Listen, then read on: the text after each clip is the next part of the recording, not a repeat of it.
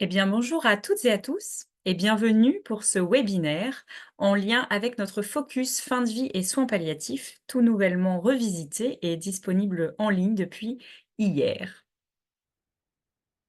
Alors, pour commencer, un tout petit point technique. En bas de votre fenêtre, vous allez voir d'abord un petit globe qui vous permet de choisir la langue pour les néerlandophones qui souhaitent l'interprétariat en direct. Il vous suffit de cliquer sur ce globe et cliquer sur le canal Dutch.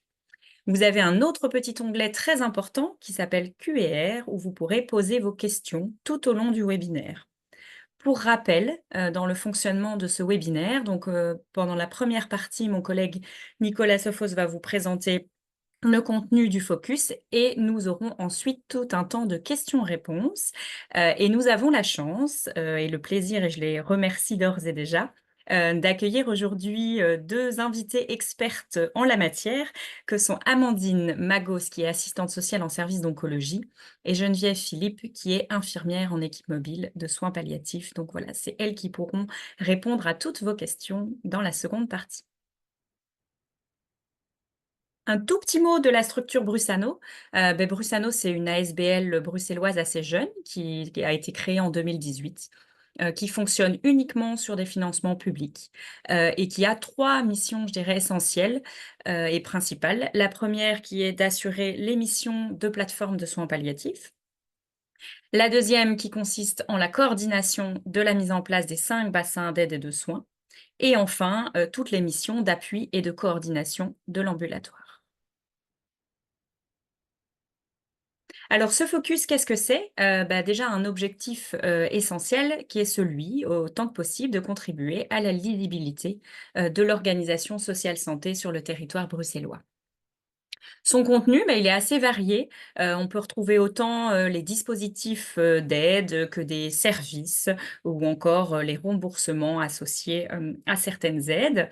Et sous quelle forme? Eh bien, c'est une brochure d'information, comme je vous le disais, qui est déjà disponible en ligne dans sa dernière version depuis hier, et c'est aussi, un répertoire de ressources qui est associé, et enfin un format, plus interactif qui est ce Focus Live que nous vous présentons aujourd'hui. Alors, une petite vue d'ensemble de tous les focus qui sont, publiés par, Brusano, et je vais maintenant donc, pour rentrer plus en détail dans ce focus de la fin de vie et des soins palliatifs, céder la parole à mon collègue Nicolas. Oui, merci Florène pour cette introduction. Bonjour à toutes et à tous. Et donc effectivement, je vais m'atteler maintenant à vous présenter le contenu de cette présentation et de la thématique qui nous intéresse donc aujourd'hui, la fin de vie et les soins palliatifs. Alors dans un premier temps, je vais vous présenter le plan du focus avec les quelques modifications qui ont été réalisées par rapport à l'année passée. Je vais ensuite vous parler de la fin de vie et plus particulièrement de comment préparer sa fin de vie. On va aborder dans cette partie quelques outils que nous avons sélectionné par rapport aux projets de soins actuels et futurs. Nous parlerons après cela des soins palliatifs. Nous repartirons d'une définition des soins palliatifs pour aller vers des informations plus spécifiques ensuite en fonction des patients et de leur lieu de vie. Ensuite, nous aborderons la thématique de l'euthanasie. Ici, je parlerai plus précisément de la demande actuelle, car nous parlerons dans la partie préparer sa fin de vie de la déclaration anticipée. Et pour finir, nous aborderons la thématique des aidants proches.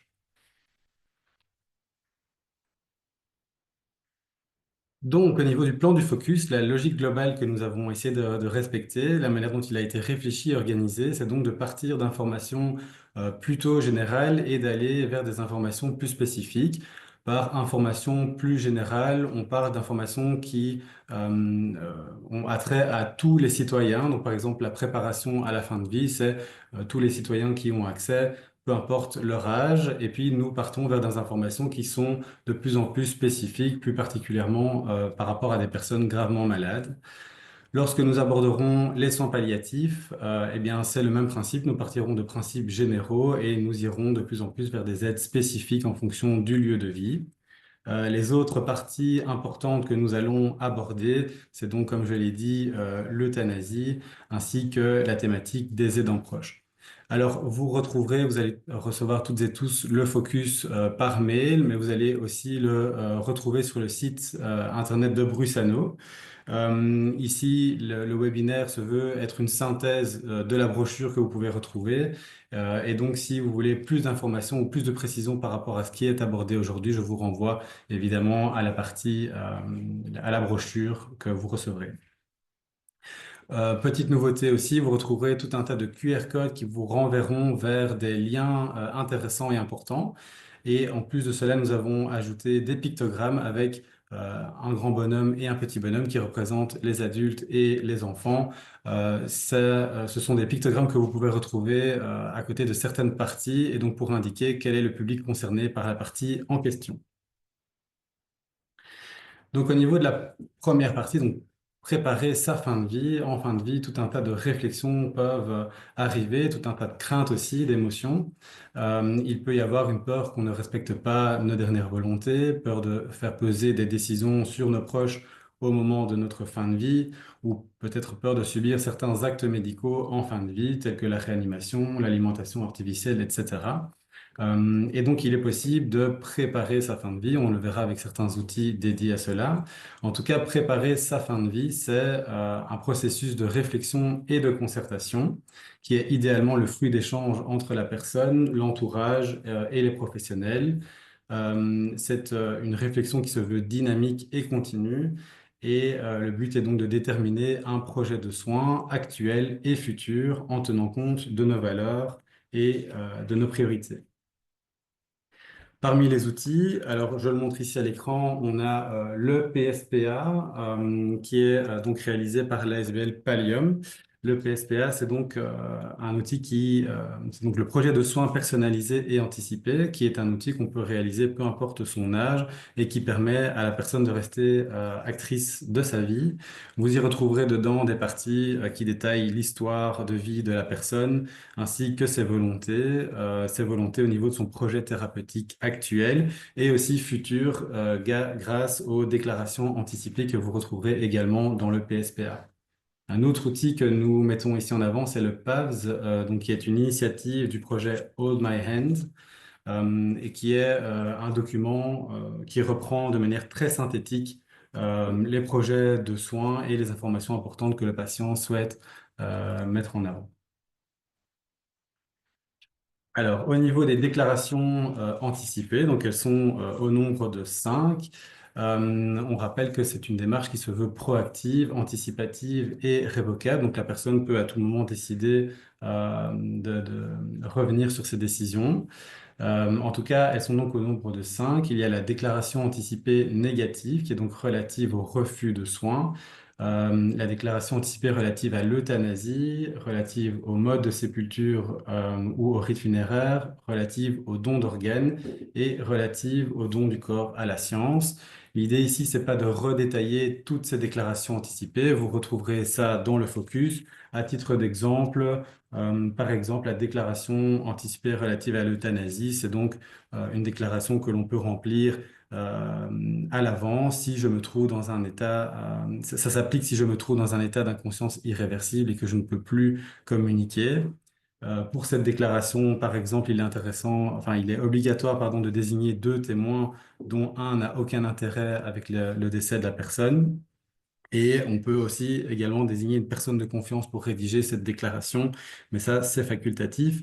Il est ensuite possible d'enregistrer cette déclaration à la commune et sa validité est illimitée depuis le 2 avril 2020.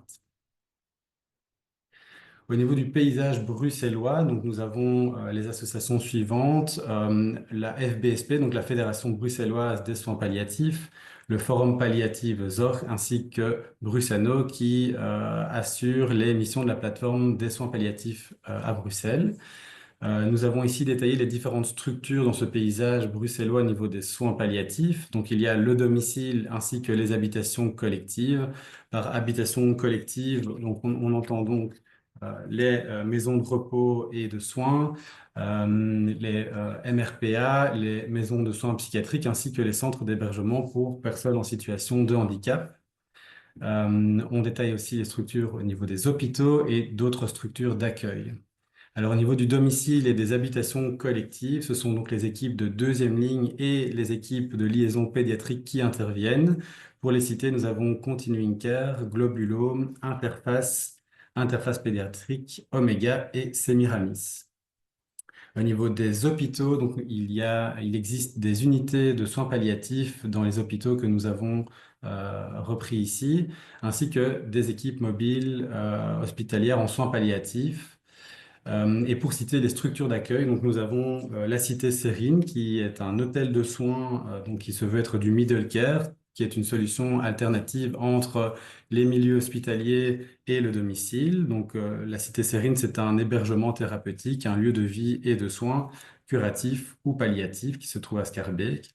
Il y a également Passage, qui est une maison de naissance et de mourance, qui se situe dans un habitat groupé intergénérationnel et qui se situe à Forêt. Topaz, qui est un centre de jour qui peut accueillir également des patients malades, et la Villa Indigo, qui est une maison de répit qui peut accueillir pour de courts séjours des enfants malades et qui se trouve à Evere. Alors, au niveau de la définition des soins palliatifs, elle est définie comme telle en 2002.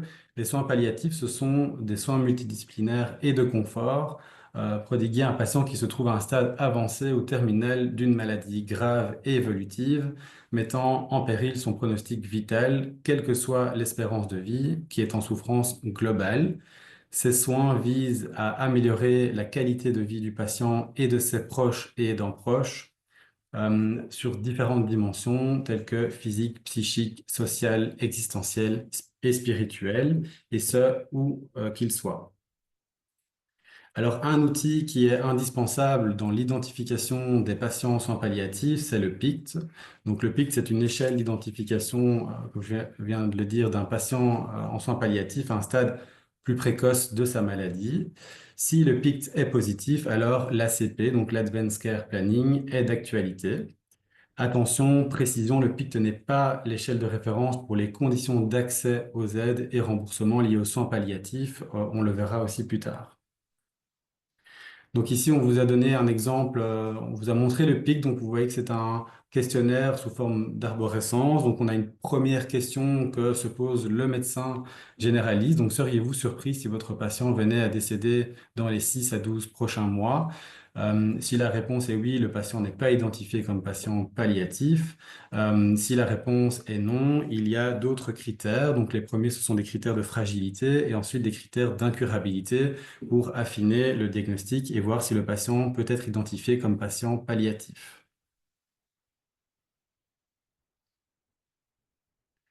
Ensuite, une fois que le PICT est réalisé, le médecin généraliste peut passer à l'ACP, donc l'Advanced Care Planning, grâce à un code de nomenclature qui est d'un montant de 107,37 €. Le médecin généraliste peut donc réaliser cet ACP et donc l'intégrer au dossier médical global du patient. Ce code de nomenclature comprend donc l'évaluation du niveau palliatif du patient, l'entretien et la rédaction de l'Advanced Care Planning, les discussions multidisciplinaires concernant le patient, ainsi que l'enregistrement et le partage des données. Concrètement, quelles sont les aides pratiques qu'on peut avoir à domicile? Donc, le statut palliatif, c'est un statut d'assurabilité. Donc, ça ouvre des droits, des aides qualitatives et financières pour la personne. En pratique, donc, il y a un formulaire qui est l'annexe 1, qui est complété par le médecin généraliste et qui est envoyé au médecin conseil de la mutuelle du patient sur base des conditions d'accès suivantes. Donc, il doit s'agir d'un patient qui souffre d'une ou de plusieurs affections irréversibles, dont l'évolution est défavorable avec une détérioration sévère généralisée de sa situation physique et ou psychique, chez qui des interventions thérapeutiques et la thérapie revalidante n'influencent plus cette évolution défavorable, pour qui le pronostic de l'affection est mauvais et pour qui le décès est attendu dans un délai assez bref, espérance de vie de plus de 24 heures et de moins de 3 mois, ayant des besoins physiques, psychiques, sociaux et spirituels importants, nécessitant un engagement soutenu et long. Le cas échéant, il est fait appel à des intervenants possédant une qualification spécifique et à des moyens techniques appropriés. Le patient a l'intention de mourir à domicile. Donc, concrètement, les aides, c'est donc un forfait. Donc, on parle d'une allocation de 827,99 € qui a été indexée au 1er janvier 2025 et qui est renouvelable une fois. Les avantages, c'est également la suppression des tickets modérateurs pour les visites des médecins généralistes, des soins infirmiers et des kinésithérapeutes, avec la subtilité ici que les kinésithérapeutes peuvent introduire deux codes de nomenclature car deux séances sont possibles dans la même journée. Le patient a aussi accès à de l'oxygénothérapie dont le remboursement intégral peut être réalisé sans demande préalable au médecin conseil et est délivré via la pharmacie. Alors donc on les a cités tout à l'heure, d'autres structures d'accueil alternatives au domicile existent, donc les centres de jour, comme on en a parlé tout à l'heure, hôtels de soins, middle care, comme l'a cité Cérine, les structures de répit, de jour et résidentiel, ainsi que d'autres hébergements. Chaque structure fonctionne selon ses propres règles et a donc ses propres conditions d'admission. Donc, on a parlé du domicile. Ici, on va parler des habitations collectives. Donc, comme je l'ai dit tout à l'heure, on parle des MRPA, MRS, maisons de soins psychiatriques et hébergements pour personnes en situation de handicap. Il y a également le formulaire à compléter par le médecin généraliste et qui doit être envoyé au médecin conseil de la mutuelle pour avoir accès aux aides et aux remboursements. Il y a également une suppression du ticket modérateur par rapport aux visites du médecin généraliste. L'accès à l'oxygénothérapie, par contre, il n'y a pas de remboursement spécifique. En tout cas, ça dépend du type d'habitation pour la kinésithérapie, étant donné que dans certaines habitations collectives, les soins en kinésithérapie sont déjà pris en compte dans les soins. Et vous retrouvez sur la partie droite de cette slide les conditions d'accès qui sont les mêmes que pour le domicile, à l'exception que le patient ne souhaite pas mourir à domicile.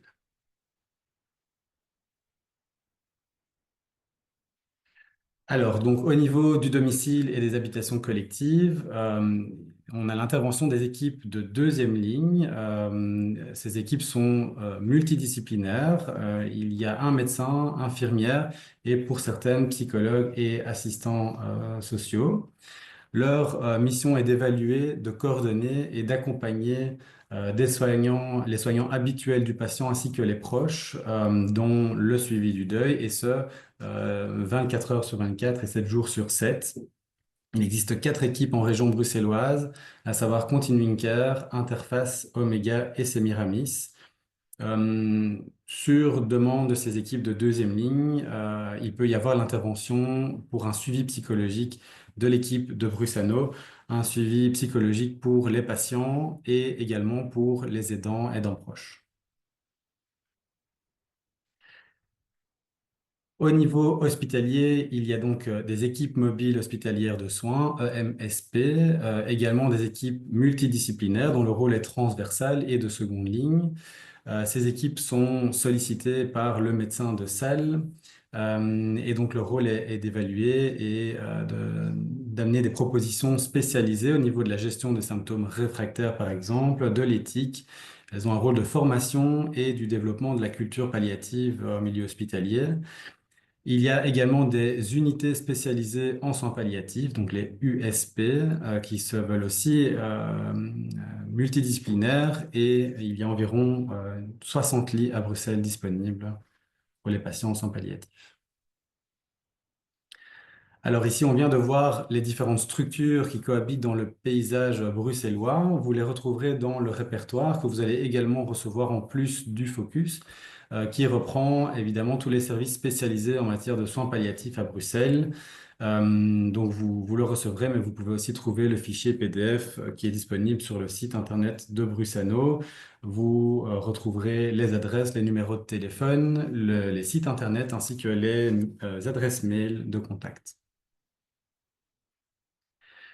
Alors, ici, on aborde la thématique de l'euthanasie. On a un petit peu parlé de la déclaration anticipée tout à l'heure. Ici, on va parler vraiment de la demande d'euthanasie actuelle.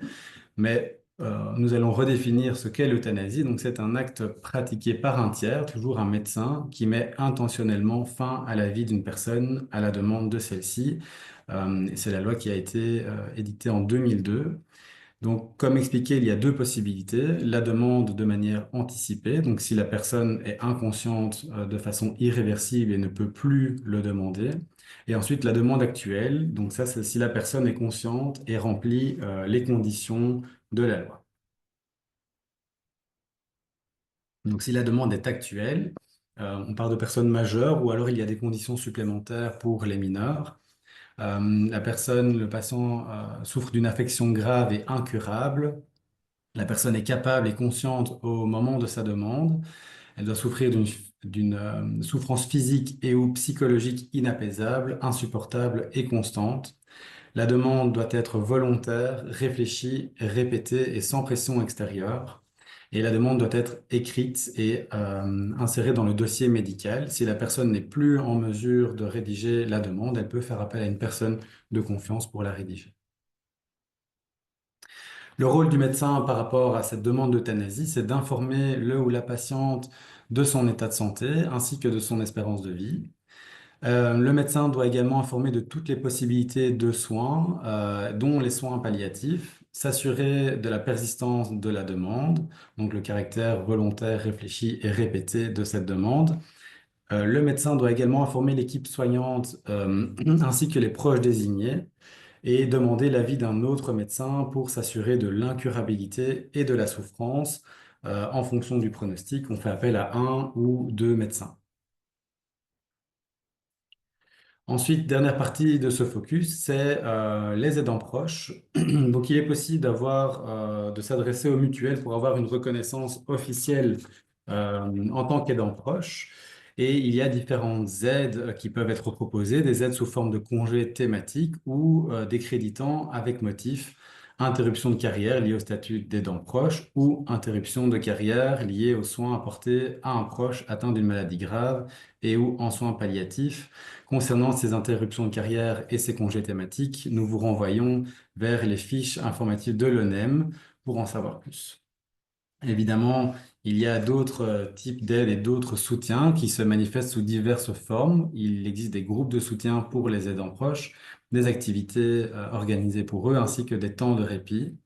Et des équipes médico-psychosociales qui suivent la personne malade peuvent aussi soutenir les proches, services sociaux hospitaliers et équipes de deuxième ligne qui peuvent, comme je le rappelle, faire appel également à Brusano pour le suivi psychologique des patients ainsi que des aidants proches.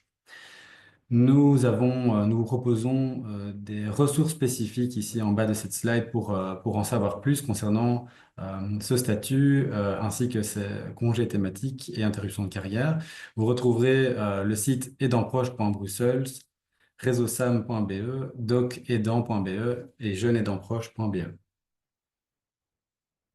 Donc, pour conclure cette présentation, donc Brusano met à votre disposition des outils. Le focus, comme on l'a expliqué, vous sera transmis par mail, mais vous le retrouverez également sur le site internet de Brusano. Vous retrouverez également le répertoire avec les différentes structures dont nous avons parlé aujourd'hui. Nous vous renvoyons également vers la revue qu'édite Brusano, qui est le Kairos, qui est encore en réflexion en vue de l'améliorer.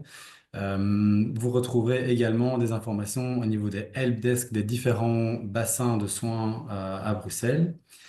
Et nous avons également mis ici quelques ressources pour aller encore plus loin par rapport à cette thématique. Donc, nous avons le palliaguide.be qui aborde tout un tas de symptômes que l'on peut retrouver chez des patients en soins palliatifs et comment gérer ces symptômes, ainsi que le site mesvieuxjours.be. Nous avons remis également le site des différentes fédérations de soins palliatifs, à savoir la fédération bruxelloise, wallonne et flamande.